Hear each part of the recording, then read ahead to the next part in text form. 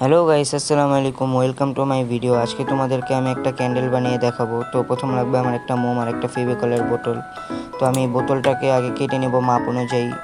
দেখো, মাপ অনুযায়ী কাটার পরে আমি এইভাবে কেটে নিয়েছি সুন্দরভাবে। তো পরে আমি মোমটাকে এটার ভিতর থবো।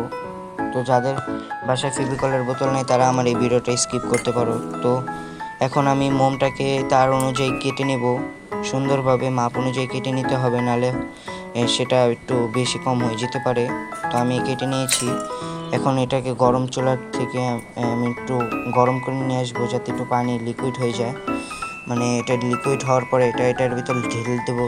তো সুন্দরভাবে ঢালতে হবে। তো ঢালার পর আমি সেটাকে এখন মোমের যেই সুতাটা থাকে সেই সুতাটা এখানে দিয়ে দিব।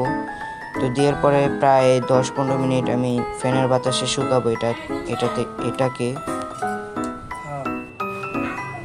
তো দেখতেই পাচ্ছ শুকানোর পরে আমারটা এরকম হয়েছে।